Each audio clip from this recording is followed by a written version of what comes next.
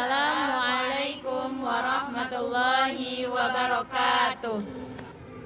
Akhwatil azizat al-mahbubat, kaifa halukunna jami'an? La'allakum bi khairin ma'a ri'ayatillah. Fi hadhil hissah al-mubarakah insyaallah nahnu min firqatil khamisah sanuqaddimu lakunna anis suratil baqarah al-ayah mi'ah samaniyata wa khamsun wa mi'ah tis'ata wa khamsun hatta mi'ah wa sittun. Arjukun anturakizu walatan asu. A'udzu billahi minasy syaithanir rajim. Bismillahirrahmanirrahim. Innas safa wal marwata min sya'airillah.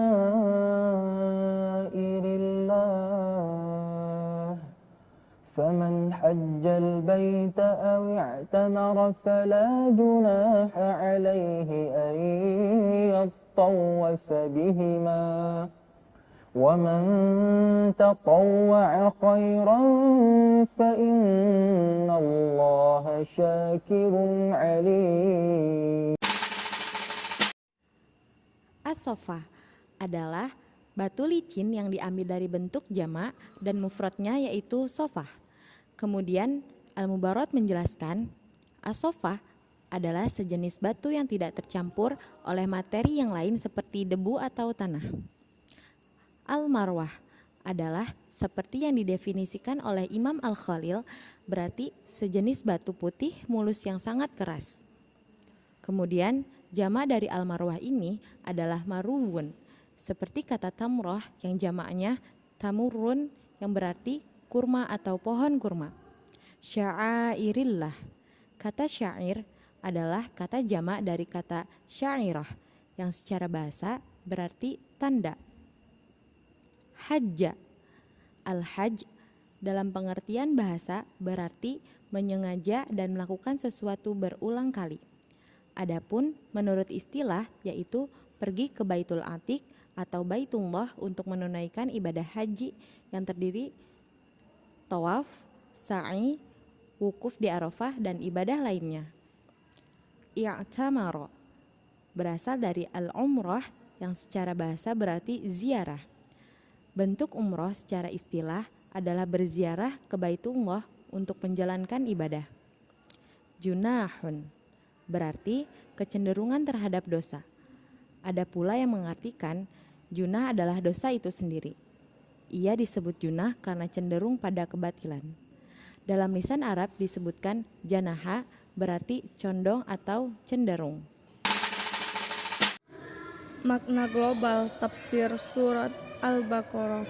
Allah berfirman yang maknanya, sungguh Safa dan Marwah, wahai kaum mukmin, termasuk petanda agama Allah yang diciptakan oleh Allah bagi para hambanya sebagai tanda dan syiar.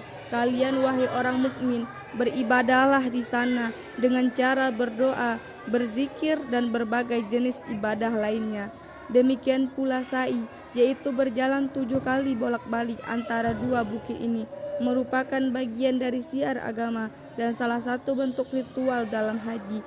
Tidak sah berlebihan dalam sa'i karena ia syariat Allah yang diperintahkan pada kekasihnya Ibrahim. Ketika itu beliau memohon kepada Tuhannya untuk memperlihatkan manasik haji padanya. Bismillahirrahmanirrahim. Wa arina manasikana wa tub alaina innaka antat tawwabur rahim, yang artinya, dan tunjukkanlah kepada kami cara-cara melakukan ibadah haji kami dan terimalah taubat kami, sungguh engkaulah yang maha penerima taubat, maha penyayang. Quran Surah Al-Baqarah ayat 128. Siapa saja di antara kalian, wahai kaum mukmin, yang mengunjungi Baitullah Al-Atiq untuk berhaji atau sekedar umroh, maka kalian tidak dilarang untuk sa'i di antara Safa dan Marwah, sebab tidak ada dosa dan kesalahan baginya, pengingat ia melakukan sa'i karena Allah untuk mematuhi perintahnya dan ridhonya. Siapa saja yang melakukan haji dan umroh setelah menjalankan haji wajib, sungguh Allah sangat mengapresiasi ketaatannya dan pasti membalasnya dengan kebaikan yang setimpal pada hari kiamat nantinya. Asbabun nuzul dari Quran Surat Al-Baqarah ayat 158. Pertama, diriwayatkan dari Aisyah bahwa Urwah bin Az-Zubair bertanya kepadanya, "Bagaimana menurut pendapat Anda tentang firman Allah Ta'ala? Sesungguhnya Safa dan Marwah merupakan sebagian syiar agama Allah. Maka barang siapa beribadah haji ke Baitullah atau berumrah, tidak ada dosa baginya mengerjakan sa'i antara keduanya. Aku tidak berpendapat orang yang tidak sa'i antara Safa dan Marwah berdosa." Aisyah menanggapi, "Pernyataanmu tidak tepat, hai keponakanku, sebab jika maksud ayat ini sebagaimana penjelasanmu, ia akan berbunyi, tidak ada dosa baginya jika tidak mengerjakan sa'i antara keduanya." Ayat ini sebenarnya diturunkan berkenaan dengan golongan Ansor sebelum masuk Islam. Dahulu, mereka sering melakukan ihram demi berhala manat yang mereka sembah. Orang yang dulu pernah berihram demi berhala, kini menghindari sa'i antara Safa dan Marwah. Mereka pun menanyakan kasus itu pada Rasulullah SAW. "Wahai Rasulullah, sungguh kami menghindari sa'i di antara Safa dan Marwah pada masa jahiliyah." Lalu Allah menurunkan ayat, "Sesungguhnya Safa dan Marwah merupakan sebagian syiar agama Allah." Aisyah melanjutkan, "Karena itulah Rasulullah SAW telah menyunahkan sa'i di Safa dan Marwah. Tidak seorang pun yang boleh meninggalkan sa'i di antara keduanya." Kedua, Al-Bukhari dan At-Tirmizi meriwayatkan dari Anas bahwa dia pernah ditanya tentang Safa dan Marwah. Anas menjawab, "Dulu kami menganggap keduanya bagian dari tradisi jahiliyah. Ketika Islam datang, kami menahan diri dari keduanya. Lalu Allah menurunkan, sesungguhnya Safa dan Marwah merupakan bagian syiar agama Allah." Apakah hukum sa'i antara Bukit Safa dan Marwah? Ulama ahli fikih berbeda pendapat terkait dengan hukum sa'i antara Safa dan Marwah. Dalam hal ini ada 3 pendapat. Pendapat pertama menyatakan bahwa sa'i adalah salah satu rukun haji yang bila ditinggalkan hajinya tidak sah. Pendapat ini diikuti oleh mazhab Syafi'i, Maliki, dan salah satu dari 2 riwayat Imam Ahmad. Pendapat ini pula yang diriwayatkan dari para sahabat Nabi seperti Ibnu Umar, Jabir, dan Aisyah. Berdalil dengan sumber-sumber, yaitu pertama sabda Nabi SAW, "Is'au fa innallaha kataba alaikumus sa'ya." Bersailah kalian karena sesungguhnya Allah telah mewajibkan sa'i atas kalian. Pendapat kedua yaitu menyatakan sa'i hukumnya wajib, tetapi bukan termasuk rukun haji. Orang yang meninggalkannya wajib membayar dam atau denda. Pendapat ini diikuti oleh Abu Hanifah Ats-Tsauri yang berdalil sebagai berikut. Berdalil dengan hadis yang diriwayatkan Asy-Sya'bi dan Urwah bin Mudarris At-Ta'i, ia berkata, "Aku pernah menghadap Nabi SAW di Muzdalifah. Lalu aku bertanya, 'Wahai Rasulullah, aku datang dari Gunung Ta'i. Tidak ada satu gunung pun yang aku lewati, kecuali aku berhenti di sana. Apakah aku telah berhaji?'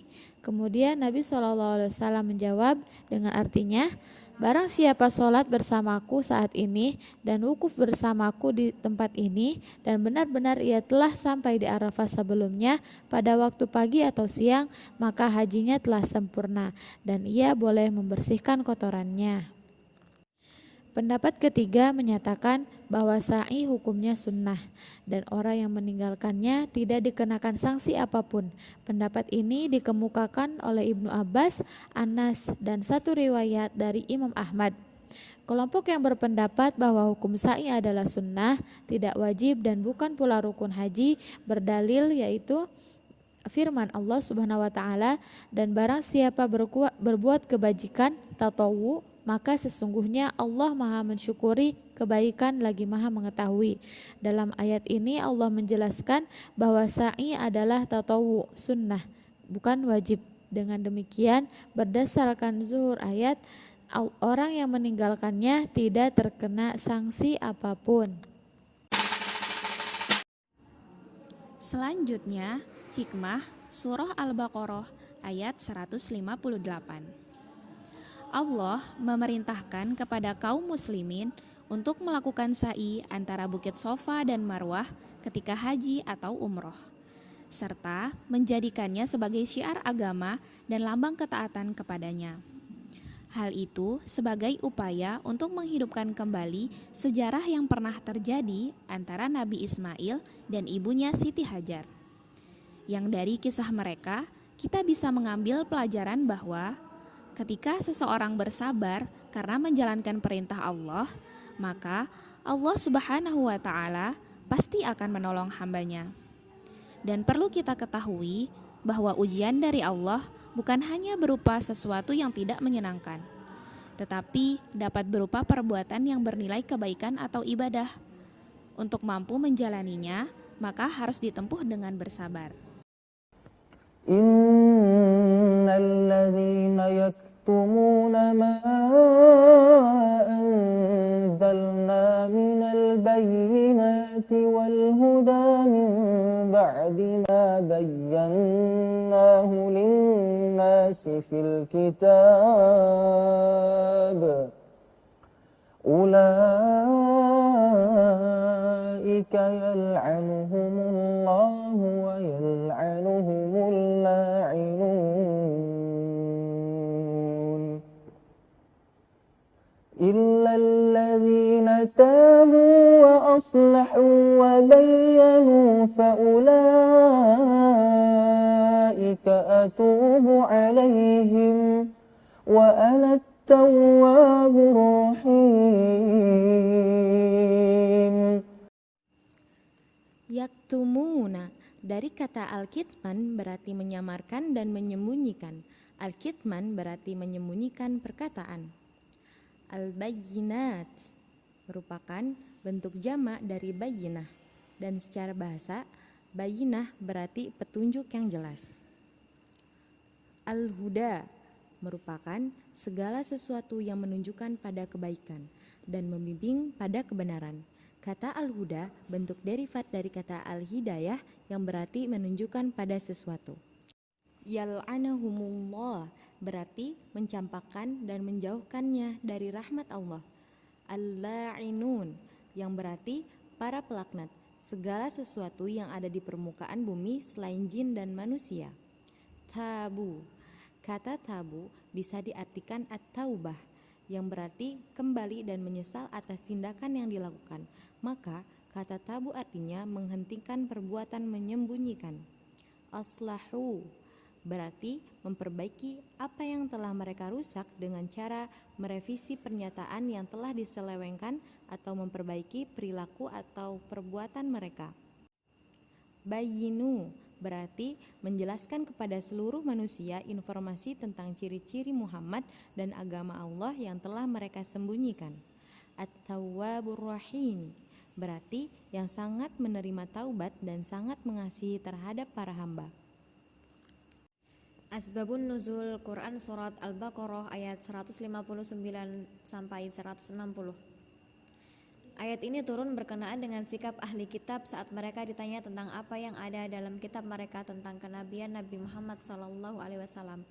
Akan tetapi mereka malah menyembunyikannya dan enggan memberitahukannya karena rasa dengki dan marah yang ada dalam hati mereka. Imam Asyuyuti meriwayatkan dalam kitabnya Ad-Dur Al-Mansur dari Ibnu Abbas bahwa Mu'adz bin Jabal dan juga sebagian sahabat bertanya kepada segolongan pendeta Yahudi tentang sebagian isi kandungan kitab Taurat, tetapi mereka menyembunyikannya dan tidak mau memberitahukannya. Lantas turunlah ayat, sesungguhnya orang-orang yang menyembunyikan apa yang kami turunkan tentang keterangan-keterangan yang jelas dan petunjuk. Kandungan hukum dari surat Al-Baqarah ayat 159 sampai 160. Pertama, apakah ayat ini khusus berkenan dengan para cendekiawan Yahudi dan Nasrani? Benar bahwa ayat ini diturunkan dengan ahli kitab, yaitu para pendeta dan cendekiawan Yahudi Nasrani yang menyembunyikan ciri-ciri Nabi Muhammad SAW, seperti yang disebutkan dalam sebab turunnya ayat ini. Akan tetapi ayat ini juga mencakup semua orang yang menyembunyikan ayat-ayat Allah dan hukum-hukum syariat, sebab seperti yang masyhur di kalangan ulama usul adalah al-ibra bi umumi lafzi la bi khususis sabab. Sementara ayat ini bersifat umum, menggunakan isim mausul alladzina yaktumna, orang-orang yang menyembunyikan. Dengan demikian jelas sekali ayat ini bersifat umum. Hal ini sejalan jika ayat ini mufassar atau ditafsirkan oleh hadis Nabi Muhammad SAW. Man su'ila an ilmin fakatamahu aljamahu Allahu yaumal qiyamati bilijamim min nari. Barang siapa ditanya tentang suatu ilmu kemudian ia menyembunyikannya, maka ia pada hari kiamat nanti akan dikekang dengan kekang dari api neraka. Para sahabat juga memahami ayat ini secara umum, dan mereka adalah orang-orang Arab yang fasih, yang menjadi pedoman umat dalam memahami Al-Quran, sebagaimana yang diungkapkan oleh Abu Hurairah, seandainya tidak ada sebuah ayat dari kitab Allah, tentu aku tidak akan menyampaikan kepada kalian sebuah hadis pun. Kemudian ia membaca firman Allah, sesungguhnya orang-orang yang menyembunyikan apa yang telah kami turunkan berupa keterangan-keterangan dan petunjuk. Yang kedua, apakah diperbolehkan menerima upah dari mengajarkan Al-Quran dan ilmu? Para ulama berdalil dengan ayat, sesungguhnya orang-orang yang menyembunyikan apa yang telah kami turunkan berupa keterangan-keterangan untuk mengharamkan upah dari mengajarkan Al-Quran dan ilmu agama. Pasalnya, ayat ini memerintahkan kaum muslimin agar menyebarkan ilmu dan tidak menyembunyikannya. Dengan kata lain, seseorang tidak berhak atas upah suatu pekerjaan yang menjadi kewajibannya, seperti halnya tidak berhaknya atas upah bagi seseorang yang mengajarkan sholat, yang mengerjakan sholat, karena sholat itu suatu amalan untuk mendekatkan diri kepada Allah dan sekaligus bentuk ibadah. Oleh karena itu, haram mengambil upah dari mengajarkan sholat.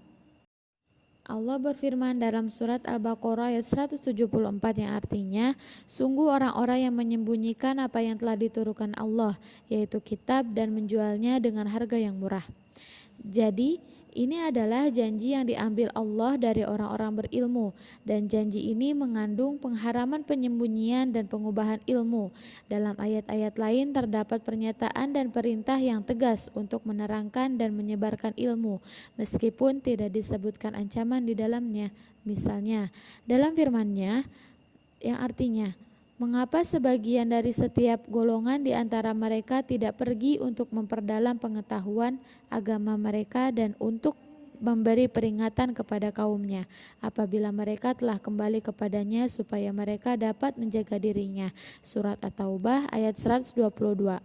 Kesimpulannya, kalau orang yang berilmu sengaja menyembunyikan ilmunya, ia berdosa. Tapi kalau tidak sengaja, ia tidak harus menyampaikannya apabila ia tahu bahwa ilmu itu diketahui orang lain. Adapun orang yang ditanya berarti ia telah wajib menyampaikan dengan dalil ayat-ayat ini dan hadis di atas.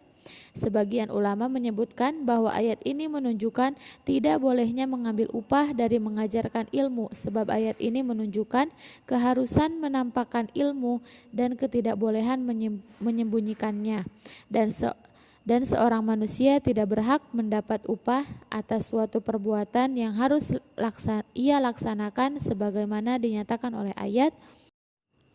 Hikmah Surah Al-Baqarah ayat 159 sampai 160.